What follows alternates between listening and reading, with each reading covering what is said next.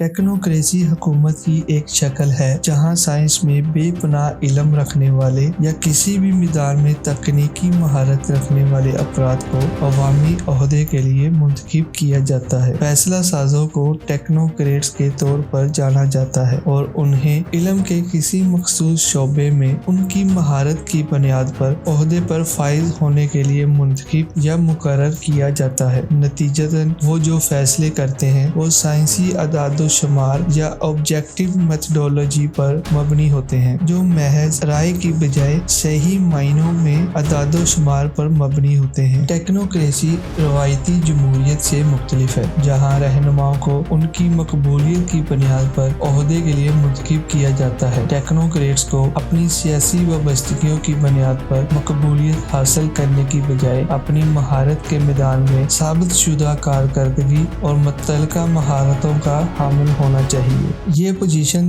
The great depression के दौरान वजूद में आई, जब इंतहाई हुनरमंद पेशावर अफराद जैसे साइंसदानों और इंजीनियर्स के बारे में ख्याल किया जाता था कि वो माशी मसाइल को हल करने के लिए सियासतदानों के मुकाबले में बेहतर पोजीशन में हैं, जो अपनी मकबूलियत की बुनियाद पर ओहदे पर मुंतखब होते हैं और साबित कारकर्दगी की बुनियाद पर नहीं। दुनिया भर में ज्यादातर हुकूमतों में टेक्नोक्रेट्स को अहम महकमों की सरबराही के लिए मुंतखब किया जाता है, जिनमें खुसूसी महारत और माहिरीन की जरूरत होती है। मिसाल के तौर पर शहर के बुनियादी ढांचे और मनसूबा बंदी की पेशावर अफराद की महारत पर बहुत ज्यादा इन्हिसार करते हैं, जैसे इंजीनियर्स, आर्किटेक्ट्स और सर्वे करने वाले। अहम शहर के मराकज के डिजाइन, तरतीब और तमीर की मनसूबा बंदी करने के लिए। इसी तरह महकमा खजाना अहम पेशावर अफराद के इनपुट की बुनियाद पर फैसले करते हैं, जो फाइनेंस, इकोनॉमी, टैक्सेशन और कानून के माहिर होते हैं, ताकि सही फैसले किए जा सके जो पूरी आबादी के लिए मुफीदमंद साबित हों। टेक्नोक्रेसी के तस्वर का सराग कैलिफोर्निया के इंजीनियर विलियम हेनरी स्मिथ से लगाया जा सकता है, जिन्होंने 1990 के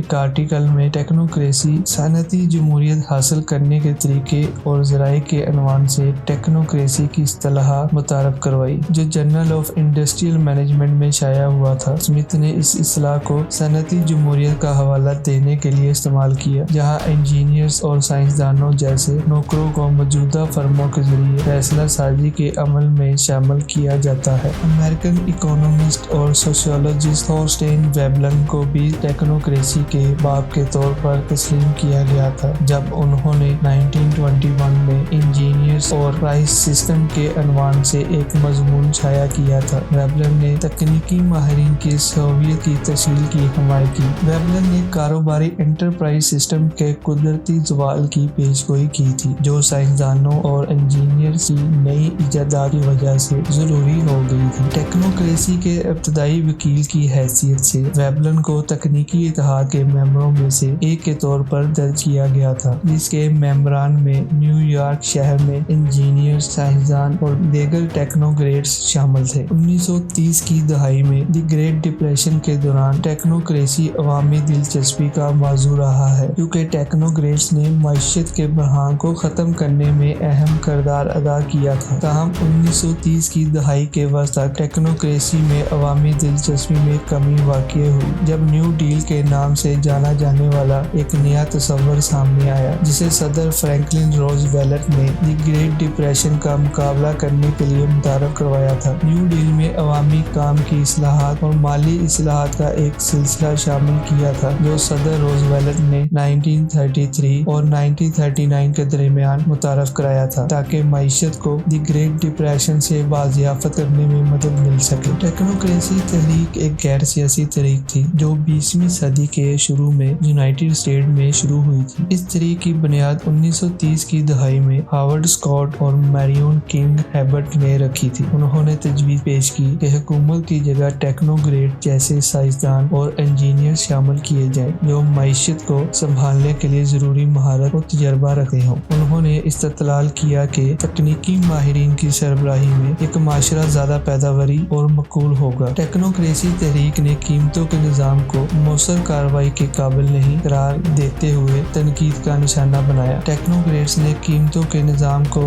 मरहलावार खत्म करने और उसकी जगह एक काबिल पैमाइश यूनिट जैसे एरिक या جول کے ساتھ تبدیل کرنے کی تجویز پیش کی۔ ورلڈ وار 1 کے بعد متعدد ٹیکنوکریٹ تنظیم قائم کی گئی، تاہم تنظیمیں طویل عرصے تک نہیں چل سکیں۔ دوسری جنگ عظیم سے قبل کینیڈا میں ٹیکنوکریٹک تنظیموں میں جنگ کی مبینہ مخالفت کی وجہ سے پابندی عائد کر دی گئی تھی۔ یہ پابندی 1943 میں اس وقت اٹھا لی گئی جب تنظیموں نے جنگ میں کل اندراج کے پروگرام کی تجویز پیش کرتے ہوئے جنگ کی کوششوں سے وابستگی کا عہد کیا تھا۔ ٹیکنوکریسی کی تنقیدوں میں سے ایک یہ ہے کہ یہ آبادی کے ایک حصے کو الگ تھلگ چھوڑ سکتی ہے، کیونکہ حکومت ٹیکنوکریٹس کی پالیسیوں اور قواعد و ضوابط کو نافذ کرنے کے لیے عوامی مسائل کا استعمال کرتی ہے۔ عام طور پر ٹیکنوکریٹس ایسے فیصلے کرتے ہیں جو سائنسی اور تکنیکی اصولوں پر توجہ مرکوز کرتے ہیں، جو معاشرے کی نوعیت سے مختلف ہو سکتے ہیں۔ وہ اعداد و شمار اور تحقیق کے طریقہ کار کی بنیاد پر فیصلہ کرتے ہیں، جبکہ راہ دہندگان ان پروگراموں میں زیادہ دلچسپی رکھتے ہیں جو براہ راست ان پر اثر انداز ہوتے ہیں۔ ٹیکنوکریسی کی ایک اور تنقید یہ ہے کہ یہ غیر جمہوری ہے، کیونکہ یہ آبادی کی مرضی پر تکنیکی مہارت رکھنے والے لوگوں کی حمایت کرتا ہے۔ ایک جمہوری معاشرے میں لوگوں کو منتخب کیا جاتا ہے یا راہ دہندگان کی پسند اور مرضی کی بنیاد پر دفتر میں مقرر کیا جاتا ہے۔ اور دوستو، کیا آپ کو لگتا ہے کہ پاکستان میں ٹیکنوکریٹس حکومت کامیاب رہے گی یا نہیں؟ اپنی رائے کمنٹس میں بتائیں۔